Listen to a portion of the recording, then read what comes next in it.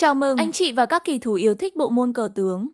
Hôm nay kênh Thích Cờ Tướng hân hạnh mang đến cho anh chị những trận cờ đầy hấp dẫn và kịch tính, những màn phế quân kinh điển, cùng những trận chiến gay cấn, những chiến thuật độc đáo và những pha xử lý bất ngờ, hứa hẹn sẽ đem đến cho anh chị thỏa mãn đam mê và tìm được những nước đi hay cho mình. Hãy like và đăng ký kênh Thích Cờ Tướng để không bỏ lỡ những trận cờ hấp dẫn mới nhất. Cùng nhau đam mê, cùng nhau chinh phục đỉnh cao cờ tướng. Chúc anh chị có những giây phút giải trí tuyệt vời. Sau ván cờ tuyệt đỉnh thăng hoa cảm xúc giữa Hồng Trí và Hứa Ngân Xuyên ở tập trước, hôm nay mình tiếp tục chọn lọc và gửi tới các bạn một ván đấu thường sầu nữa, với sự góp mặt của hai nhân vật tên tuổi của cờ tướng Hoa ngữ ở thế kỷ trước: Đa cấp đại sư Vương Gia Lương và tượng kỳ đại sư Tượng Chí Lương. Vương Gia Lương thì đã quá nổi tiếng, một mãnh hổ đến từ vùng Đông Bắc với lối chơi phế quân đốt nhà khiến kỳ đàn khiếp sợ. Ông là người thứ ba được tống phong danh hiệu đa cấp đại sư sau Duy Quang Lân và Hồ Vinh Hoa, dù chưa từng vô địch Trung Quốc. Còn đại sư Tượng Chí Lương sinh năm 1946 tại Thượng Hải, là Á quân cờ tướng Trung Hoa năm 1975. Dù sự nghiệp không quá nổi trội, nhưng ông cũng là một trong những kỳ thủ rất có uy tín của giới cờ Thượng Hải. Mình rất tiếc khi không xác định được chính xác thời điểm diễn ra ván đấu này. Chỉ biết rằng đây là một ván cờ rất hay đã được ghi lại. Sau đây, mời các bạn cùng bước vào ván đấu để xem màn so tài giữa hai ông Lương này sẽ hấp dẫn như thế nào, có làm chúng ta mãn nhãn hay không. Lương Vương là người đi tiên. Ngọn giáo ông sử dụng để đối phó với Lương Tưởng là đương đầu pháo, một vũ khí đã nhúng máu không biết bao nhiêu võ lâm hào kiệt. Thậm chí tứ đại danh bổ gồm Lãnh Huyết, Truy Mệnh, Thiết Thủ, Vô Tình đều đã từng bại trận dưới món võ công hắc ám này của Vương lão sư. Tưởng đối phó bằng bình phong mã. Vương chủ động mở thức binh rồi phóng xe quá hà, chờ xem Tưởng sẽ lựa chọn bố cục nào. Để tránh đi vào thế trận mà Vương thành thạo, Tưởng chơi một biến hóa ít phổ biến là xem một tiến một. Vương phát triển mã, Tưởng xem một bình 4. Lộ mã tiên phong đã bị chặn lại. Vương nhanh nhẹn ủy tốc 5 tiến 1 để chơi pháo đầu mã đội. Có lẽ đây là con đường thuận tiện nhất để cờ đỏ phát triển binh lực. Tưởng đại sư cũng không vừa. Thay vì làm dày trung lộ thì ông cho pháo 8 tiến 1, sẵn sàng đóng pháo nhập trung để lấy nòng chơi với nòng. Cách chơi chủ động quyết liệt, báo hiệu những diễn biến xô xát ầm ĩ phía trước. Vương liên kết song mã. Nhưng lúc không gian di chuyển của song mã vẫn còn chật chội, Tưởng Chí Lương phóng xe qua hàng tốt chờ sẵn. Tiếp theo rất có thể ông sẽ kéo thêm một pháo qua để khiến mã đỏ bị ùn tắc trên chính đại lộ danh vọng mà nó đang theo đuổi. Có lẽ Vương cũng cảm thấy hứng thú trước một đối thủ cởi mở thay vì co cụm phòng ngự. Vương pháo 5 thái 1, hạ pháo đầu xuống một bậc, chưa rõ đang dự tính điều gì. Tưởng đóng pháo nhập trung, đồng thời mời đổi xe. Vương bình xe không chấp nhận đổi. Tưởng xe 8 tiến 2. Việc xe đen tiến lên giữ mã đã xi nhan cho Vương biết rằng Tưởng sắp sửa phóng pháo qua hà để công kích vào cặp song mã trong trên của mình. Vương cấp tốc cho xe 9 tiến 1 để can thiệp. Tưởng pháo 2 tiến 4 như kế hoạch. Vương xe 9 bình 6 mời đổi. Liệu có phải Vương đã mắc sai sót trong tính toán của mình hay không? Vì Tưởng vẫn vật pháo vào mã chiếu tướng. Mã ăn lên thì xe 4 bình 5 diệt nốt con mã thứ hai. Song mã của Vương đã sớm ra đi và đẩy ông vào cảnh thiệt quân. Tất nhiên không phải như vậy. Lúc này Vương mới điềm đạm ủi xe qua tấn công lại song mã của Tưởng, hòng lấy lại một quân. Tưởng 7 tiếng 5 trả lại cho Vương con mã lộ 3. Vương bình xe ăn mã. Tưởng như đã bị Tưởng phản đam mạnh mẽ, nhưng nhìn vào hình cờ lúc này chúng ta mới thấy được khả năng dàn xếp chu toàn của Vương Gia Lương. Sau khi đoạt lại mã, bên đỏ đã xác lập lại vị thế chủ động của mình. Một xe đang kiềm chế xe mã, xe còn lại thì soi vào tường giữa. Đỏ đang âm mưu đóng pháo 8 xuống đáy, phát động một cuộc binh biến mạnh mẽ. Tiếp theo, Tưởng bình xe chặn pháo là lựa chọn không bất ngờ. Vương lại pháo 8 bình 7 soi vào tốt lộ 3. Một ý đồ mà Tưởng rất muốn ngăn chặn nhưng lại không thể can thiệp, bởi vì sự hiện diện của một nhân vật vô hình, đó là luật cờ.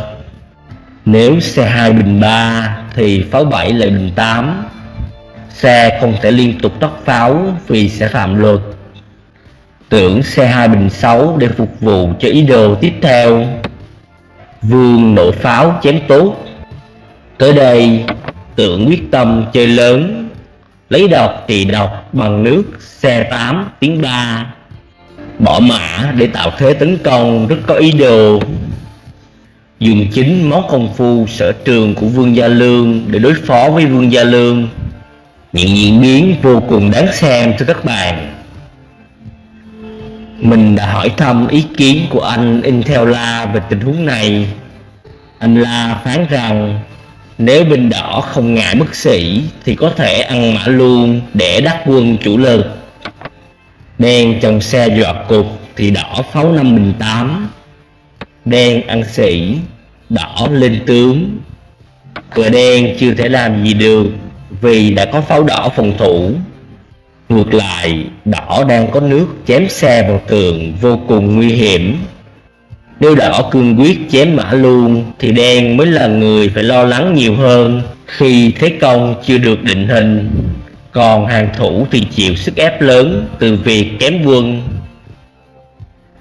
Đó là cái nhìn lạnh lùng không cảm xúc của một quái kiệt, mà thế giới của y chỉ gồm 2 số 0 và 1. Còn với người thật chúng ta thì khó tránh khỏi bồn chồn bất an nếu rơi vào cảnh vỡ sĩ như vậy.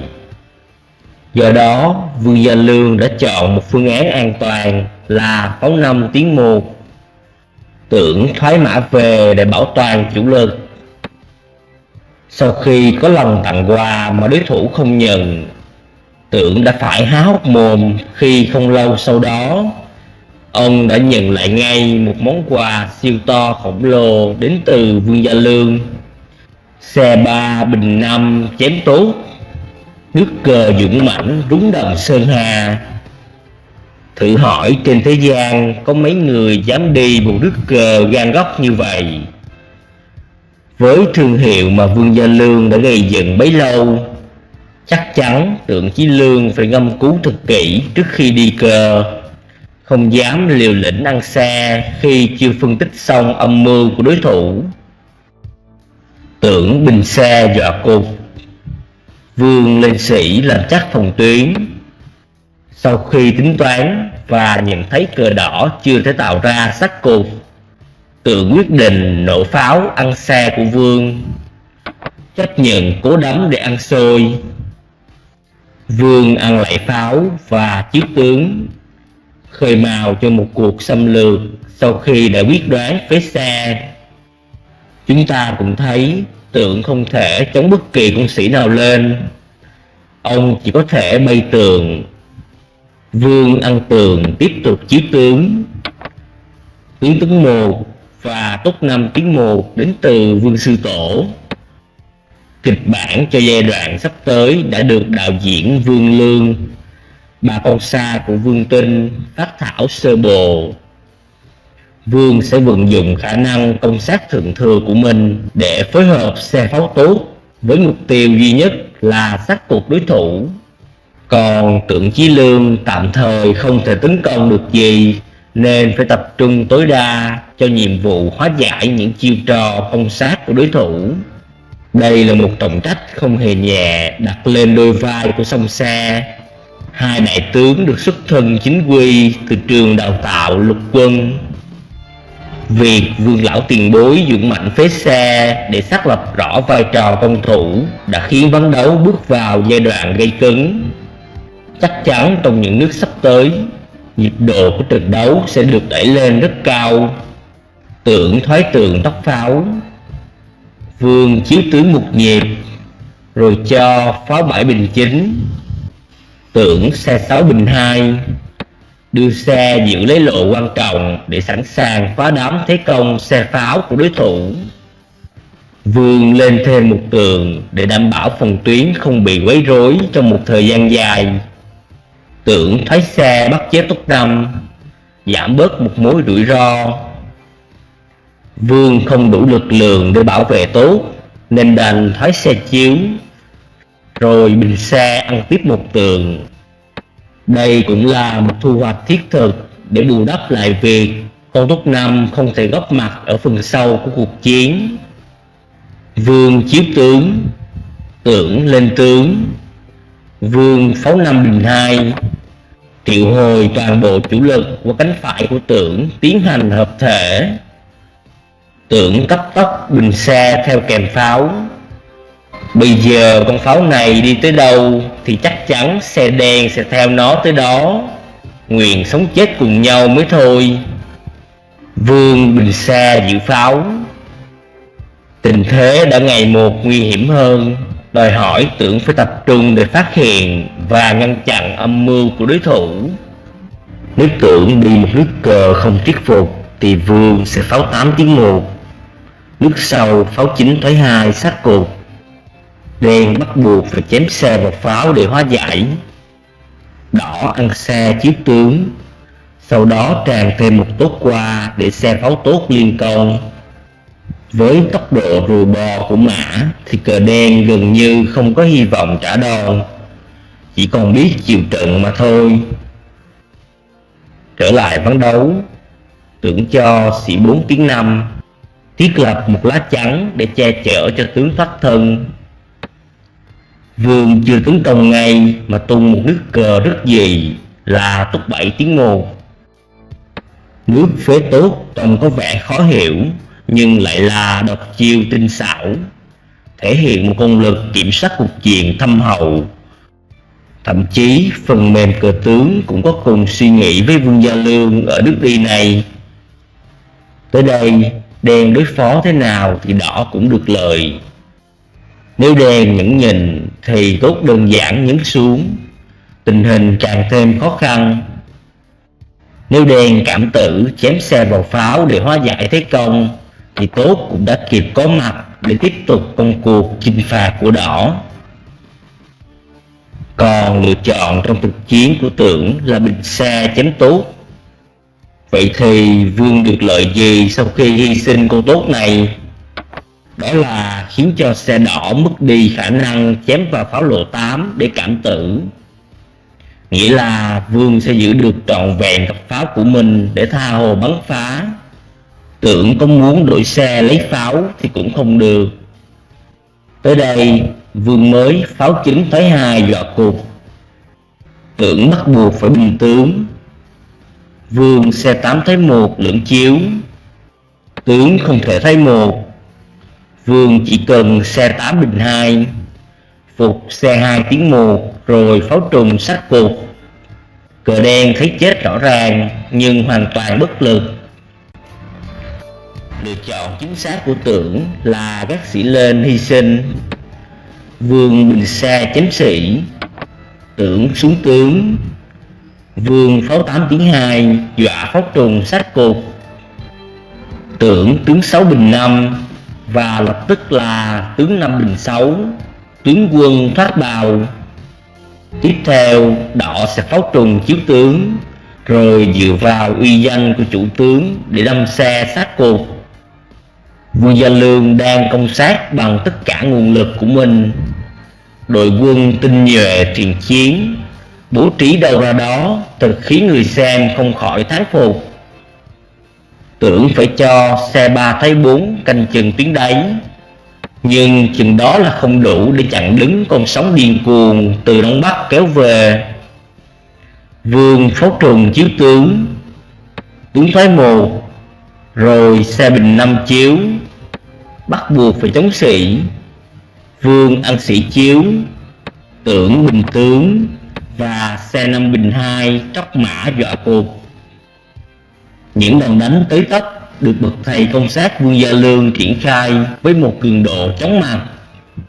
Lúc này Tưởng đã hoàn toàn chịu sự chế ngự của Vương mà không hề có một sự lựa chọn nào.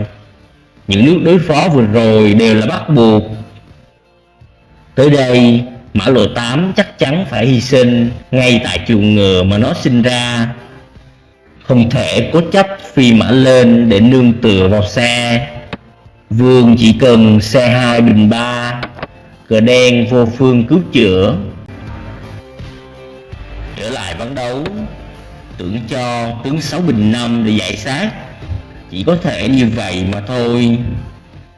Dù phải bỏ màn, nhưng ít ra Mã cũng đã được về với đất mẹ. Âu cũng là niềm an ủi phần nào.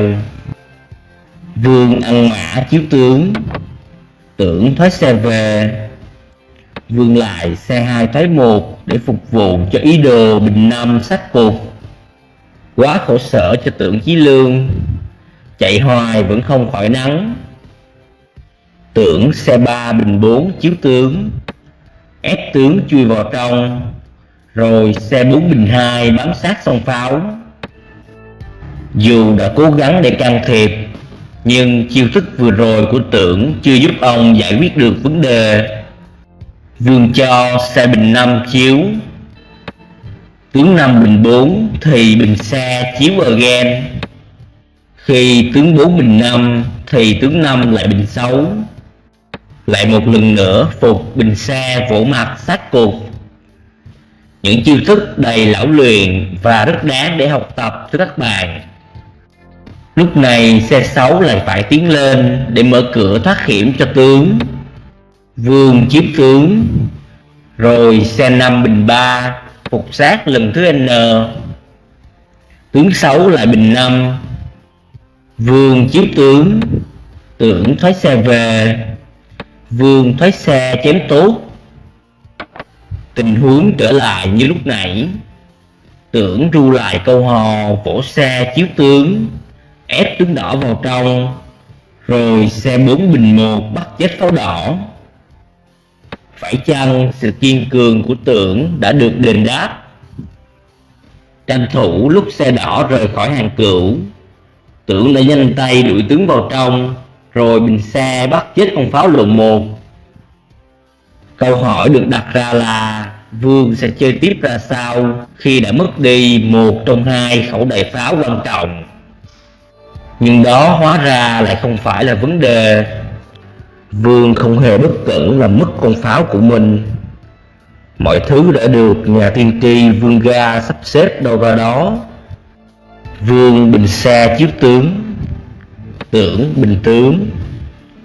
Tới đây ông mới xuất chiêu huyền ảo, khiến Tưởng Chí Lương sau khi ngẫm ra thì không khỏi bàng hoàng. Sĩ 5 tiếng 6, một màn thay đổi chiến thuật đầy linh hoạt. Nó cho thấy kho tàng công sát của Vương Gia Lương cũng bao la không kém gì cái túi nằm trước bụng của Doraemon. Món này không xài được thì nhanh chóng gạt bỏ để dùng món khác. Thay vì dùng đơn xe xông pháo tiếp tục giằng co không có kết quả, Vương đã tìm ra con đường thứ hai để dồn đối thủ vào đường cùng. Cụ thể là nếu Tưởng ăn pháo, Vương sẽ kéo con pháo còn lại về làng, chuẩn bị bình qua lộ 6 uy hiếp. Do sĩ tượng của đen đã không còn, nên kiểu gì đơn pháo này cũng đủ được một xe chết chung với nó. Với một xe chiếm trung lộ và một tốt hỗ trợ, Vương có thể thảnh thơi vừa đánh vừa nhả khói tạo kiểu mà vẫn dễ dàng thắng lợi. Có thể nói Vương Gia Lương đến với cờ tướng bằng một khứu giác vô cùng đặc biệt. Đánh hơi ở đâu cũng thấy mùi chết chóc. Tưởng đứng trước con pháo lộ chính của Vương mà không buồn nhấc cờ lên. Nếu bắn pháo sẽ rơi vào kịch bản mà Vương đã soạn sẵn, không có đường thoát. Tưởng cho xe 1 bình 2, dành tất cả thanh xuân chỉ để theo kèm một con pháo. Khi đối thủ đã hoang mang tột độ, Vương tung tuyệt chiêu chí mạng định đoạt giang sang. Pháo chính tiếng một chiếu tướng. Nước cờ khiến trái tim của những người đam mê công sát như muốn nhảy ra ngoài để cùng lắc lư với vũ điệu chiến thắng của Vương Sư Tổ. Đây là đỉnh cao của một hành trình công sát thăng hoa rực rỡ. Hai con pháo sừng sững ở đó, tưởng muốn ăn con nào thì cứ ăn. Đó cũng là món quà cuối cùng mà Vương Gia Lương dành tặng cho người đồng nghiệp cùng tên của mình. Nếu xe 2 tiến 1 ăn pháo hoặc tướng tấn 1 thì pháo chính sẽ vượt chết xe đen, đỏ cầm chắc thắng lợi. Tưởng Chí Lương đành phải chơi phương án còn lại là bình xe ăn pháo. Tới đâu thì tới. Những ngày tháng hưởng lạc của tướng đen đã sắp sửa khép lại. Cơm đã không còn ngon, giấc ngủ cũng không còn yên lành, vì cứ hễ nhắm mắt lại thì tướng đen lại nghe thấy một câu nói vang lên thoang thoảng: lên thiên đàng, lên thiên đàng, lên thiên đàng nè. Chắc hẳn các bạn đang chờ chiêu thức kết liễu của Vương Gia Lương sau khi phế pháo. Đó chính là tượng 5 tiến 7, tướng quân đại giá thân chinh định đoạt thế cuộc. Tưởng đại sư toàn thân rã rời, có đánh tiếp cũng khó tránh được thiên mệnh, đành chấp nhận bỏ ghim giấm xuống, cam bái hạ phong trước một Vương Gia Lương quá siêu phàm. Nếu tiếp tục chơi, Tưởng chỉ có thể xe 6 tiến 1. Vương sẽ kéo pháo về hàng cửu. Thủ pháp nhập cục là vỗ pháo chiếu, ép xe phải bình qua cảng, rồi đâm xe sát cục. Sự sụp đổ của đen là điều không còn gì phải bàn cãi. Một ván đấu quá trác tuyệt đã lột tả toàn bộ đẳng cấp điều binh công sát thượng thừa của Vương Gia Lương. Người không là số 1 dựa trên danh hiệu, nhưng đã là số 1 trong lòng tất cả những người hâm mộ ông. Phần bình luận của mình xin được khép lại ở đây. Khi có thời gian rảnh, mong các bạn sẽ ghé kênh để ủng hộ thực tướng. Cuối cùng, mình xin gợi ý một số ván đấu hay để các bạn tiếp tục thưởng thức hoặc thưởng thức lại. Xin cảm ơn và hẹn gặp lại.